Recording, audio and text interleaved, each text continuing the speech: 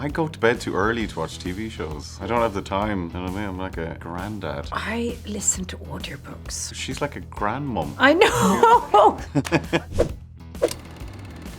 Inwiefern ist Thomas Shelby der unsterbliche Mann? I do think Steve was having a little bit of fun with the title, you know, and I think it's the title of the book that he's writing in the film, obviously. It has many meanings, I think, and it's open to interpretation. But I think, it's about the idea that perhaps art can remain, and I think perhaps energy from a human being can be passed down generationally. I think trauma can be passed down generationally. But I think it's probably the idea that none of us will ever be immortal. Warum ist Thomas so besessen damit, dieses Buch zu schreiben? I think it's a form of like autotherapy. He's trying to put down on paper all this in his head and these ghosts and these demons and this guilt. He would forget it in the past by like moving forward, by more power, by more money, by reaching the very top of society. But now he's done all of that. So he's also trying to say to his two remaining sons, like, do not do this. Kaulo betritt dieses Universum als mysteriöse Unbekannte. Wie hast du sie greifbar gemacht? What I've understood and watching what I have of Peaky, what is amazing is the contradiction of sort of the elements of brutality and violence and then the magic elements and sort of the gypsy lifestyle. They're so, for me, different worlds,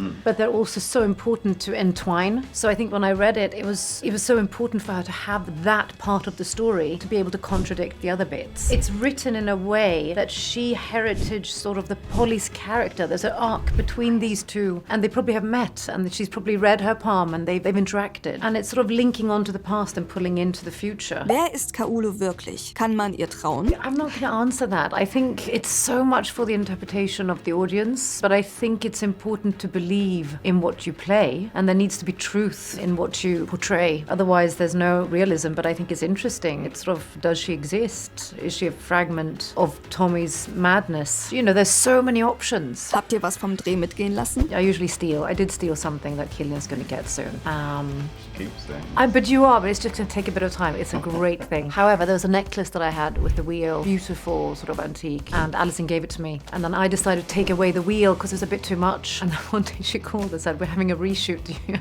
Do you have the necklace? And I was like, but I might have put it, okay, so to fix it and make a new wheel. Was ist die letzte Serie, die ihr euch angesehen habt? What's the last two?